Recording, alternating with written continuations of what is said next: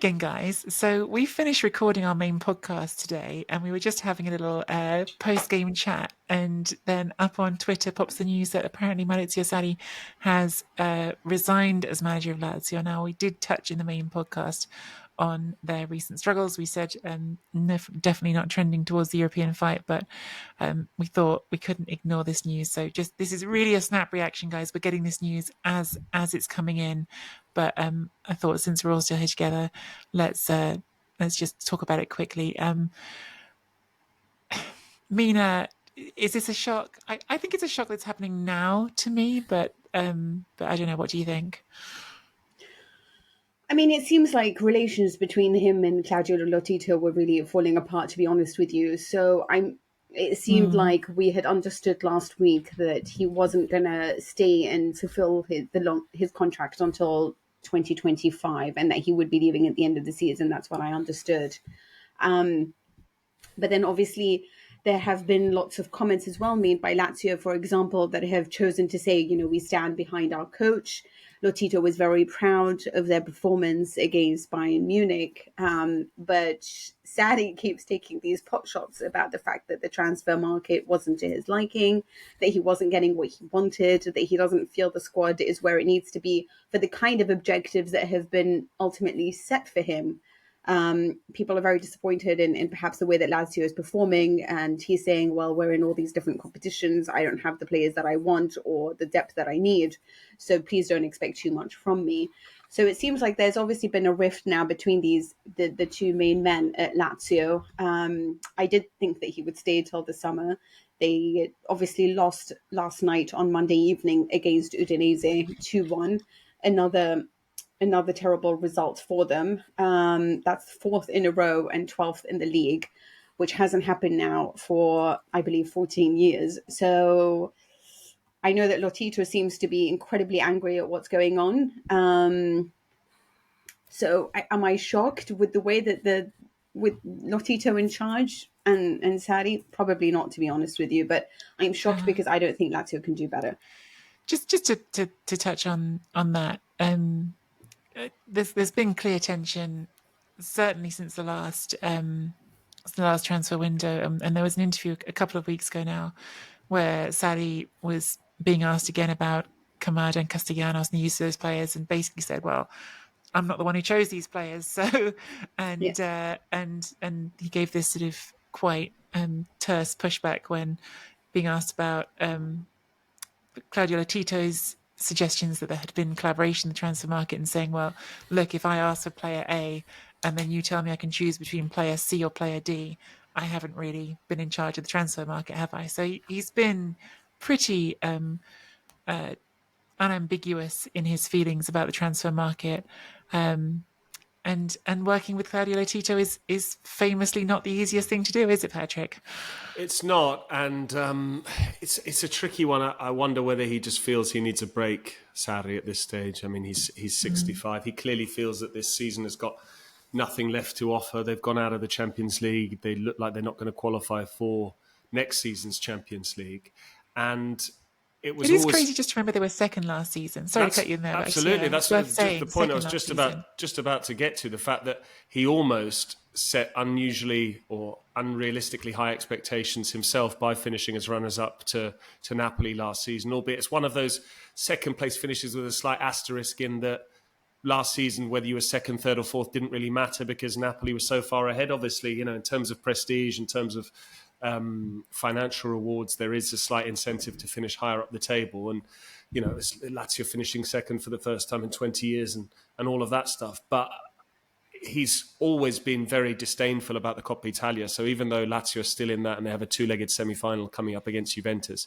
he made no secret of the fact that he wasn't particularly targeting that competition. He said they just wanted to win the derby as opposed to make it through to a semi-final. So there's someone who can come in there as a caretaker and win a trophy immediately. It's a little bit sort of Roberto Di Matteo with Chelsea Champions League situation, albeit it's only the Coppa Italia in inverted commas. But it is tricky to work with Lotito, as you said, who's quite old school as an owner, who's very hands-on as well, who's always sort of front and centre.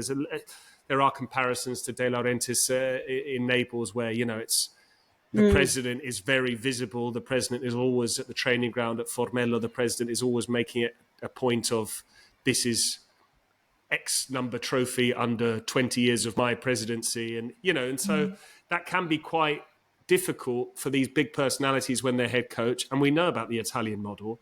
It is a case of, typically you're a head coach and you work with the players made available to you, and the sporting director handles the recruitment. So if you are able to have a slight say on recruitment, it's more typically targeting certain profiles, positions that you want, and then a shortlist is drawn up so you can have, as you said, option A, B, C, and D.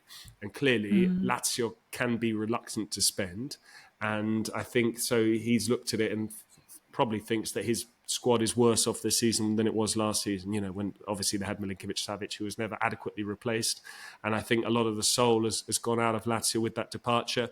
It's a shame because you always want to see a coach finish a season, but it just shows, doesn't it? Sarri, we thought he was going to be on the market this summer. Whether he will be on the market to look for another job or he wants to take a sabbatical remains to be seen. But in the meantime, we've got a vacancy at one of Italy's big clubs. Yeah, I imagine. Bring Jose Mourinho back. Oh, wow. Oh, goodness.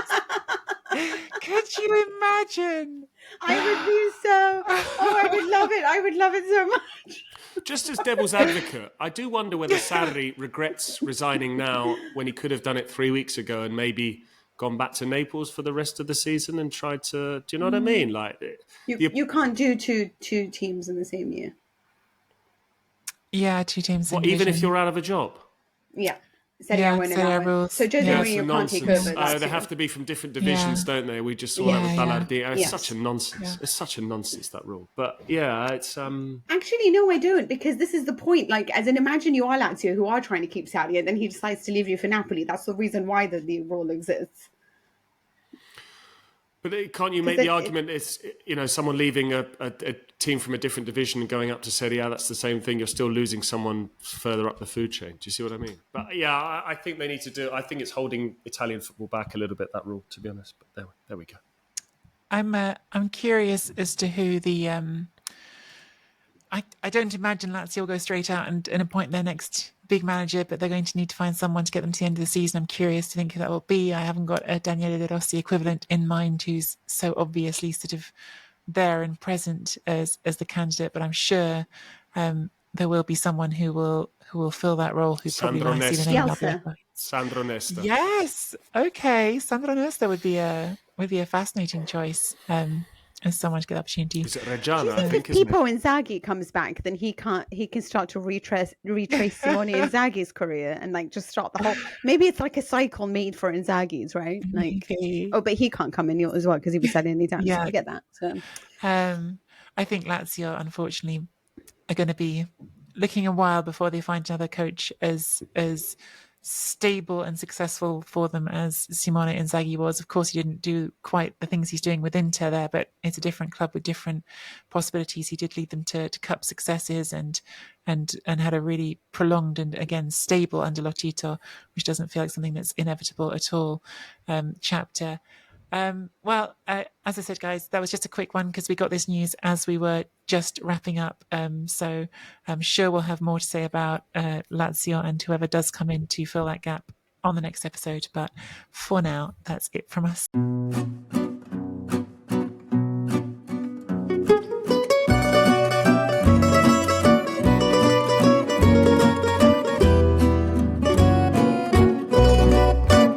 Serie A Chronicles is a Serie A Chronicles production.